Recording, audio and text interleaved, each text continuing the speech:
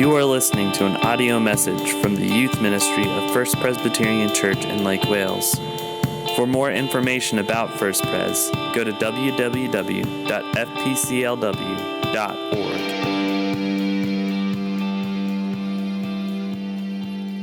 All right. So y'all know this guy?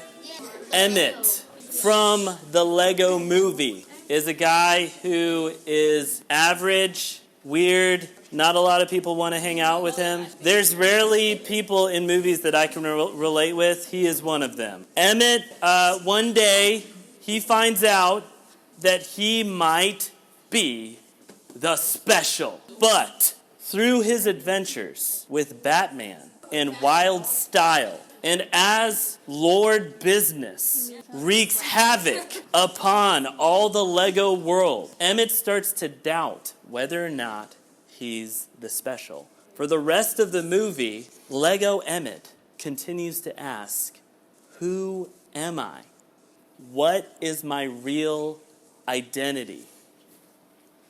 Here's another guy you might know, Harry Potter. Harry Potter is a kid, normal kid, lives with his uncle, aunt, and cousin.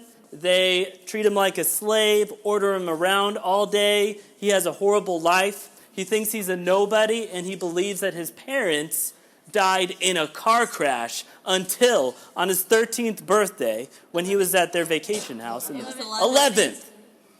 Fake fan. It wasn't a vacation. I'm a fake fan. They were running away. They were running away. Brandon was running away. At a vacation house, fishing house? No. He was running away from the mail.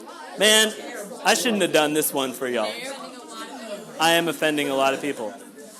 When they were on the Millennium Falcon, Hagrid came in to reveal to Harry that he is in fact a wizard. Not only that, he comes from a famous wizarding family. The rest of the series, we see Harry Potter's identity unraveling. Who he is and what that means for the wizarding world around him. I'll give you one more. This one's my favorite. We have Rey. Rey. She lives on a desert planet, alone. She doesn't know who her parents are. She doesn't know where she comes from. And most importantly, she has no idea how she can have these amazing, awesome Jedi powers. For all of these new Star Wars movies, Rey is asking, who am I really? Who are my parents? Where do I come from? What is my true identity? What all these stories, movies have in common is that they ask a similar question. Who am I? And if you pay attention, there are so many more movies and books and stories that continue to ask this question. That's because in our culture, in our country, this question is a hot topic. If you pay attention at all, if you listen to the news, you'll see that the question, who am I? What is my identity? Is huge. Take, for instance, the LGBT community. Words like homosexual or gay, lesbian, bisexual, these words used to describe something someone did. Now they describe something someone is. That's why they call it sexual identity or gender identity. That's why it's wrong in our culture, according to the country we live in, to say something like homosexuality is wrong. Because what that is being seen as doing is rejecting not an action, but a person. And like I said, this is huge. The topic of identity is what's being battled over in our country constantly. Also, something our culture believes is, until we find our true identity, until we find who we really are, there's something missing in our lives. Kind of like Ray. Ray, who doesn't know who her parents are, she doesn't know where she comes from, something is eating away at her. And she is dissatisfied until she finds out where she comes from. In the same way, we believe that until we find our true identity, we will be dissatisfied too. Until we know who we are, until we're okay with who we are, and we don't mind what people think or say about us, we will continue to be unhappy. But when we do, we'll find peace and happiness and fulfillment. But our question tonight is, how in the world do we come to find out our true identity? How do we come to know who we really are? Hagrid jumped on the Millennium Falcon and told Harry he was a wizard. Probably not going to happen to us. So how do we come to know who we really are? How do we come to know our true identity? Our culture has a couple of ways of solving this problem. First one, Bill Nye. Y'all know this guy? I used to watch this show so much as a kid. Loved Bill Nye. One of the ways we find our true identity, we look to scientists and science to give us the answers about who we are and where we came from. I was watching a debate centered on abortion. Bill Nye was in the debate, and he was giving scientific reasons as to why a fetus is not a human being. This is how much we look up to scientists in science. We look to them to tell us who is and isn't a person.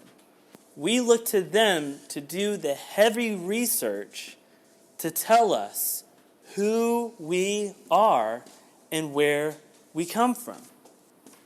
Another way that we seek for identity is through achievement. We might try to achieve good grades. We might try to be funny, entertaining, talented, to excel in sports. We do a lot of these things so that people will look at us and go, wow, he's somebody.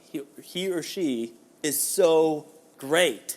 And we think that if we receive that kind of praise, that'll give us happiness, peace, fulfillment. Because then we'll know we're worth something, that we have value. Another way we find meaning and identity in our culture is through social media. In social media, we try to portray the best versions of ourselves and of our lives. And social media becomes addicting when we're gaining followers and we're gaining likes. Because, again, that affirms to us that we have value, that we have worth, that people think we're awesome, that we're something. But something's not working here, because we have science, we have so many achievements in so many different areas, and we have people noticing what we're doing all the time, but we're still unhappy.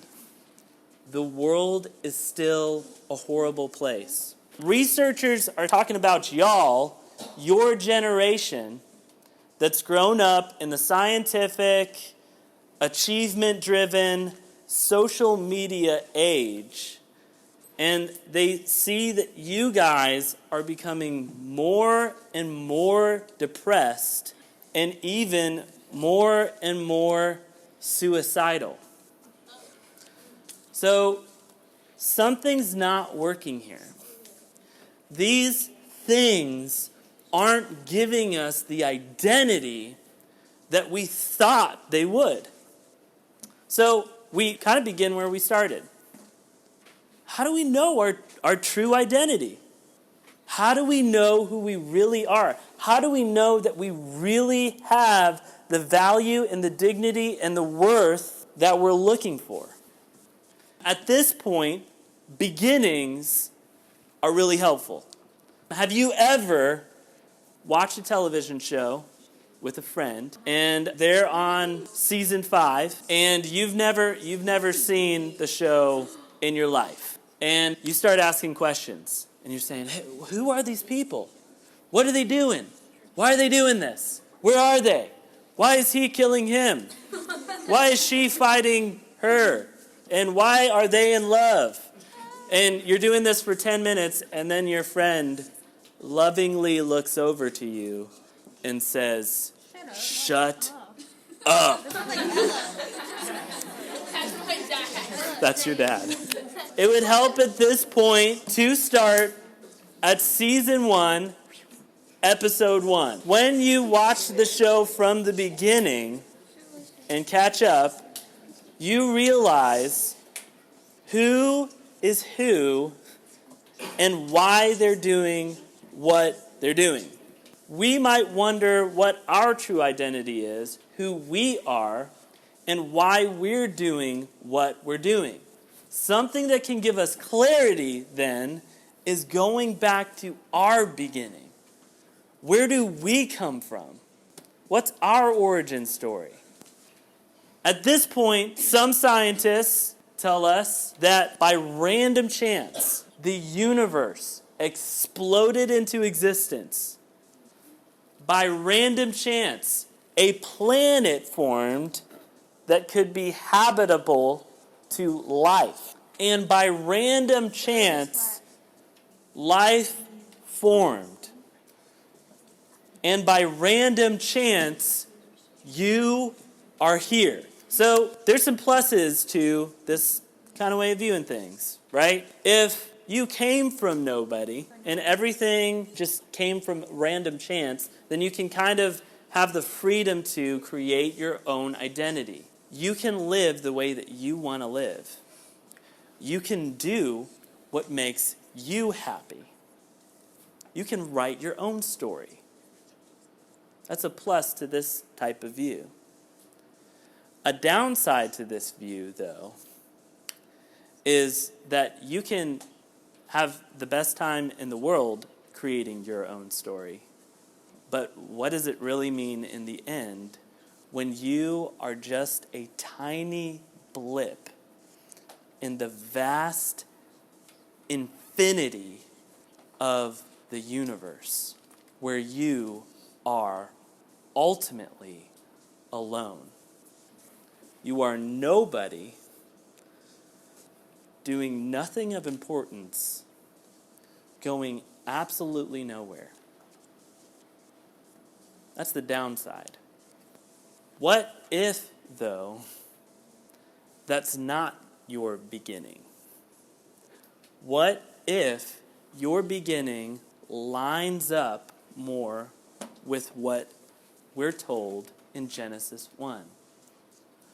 What if God created you with a purpose and a plan? What if God made you originally with dignity and value and worth? What if this God loved you, who he created, so much that he would do just about anything to get you? Like send his own son, Jesus, to die on the cross and rise again for your sins. What kind of beginning would you want? Where would you want to find your identity?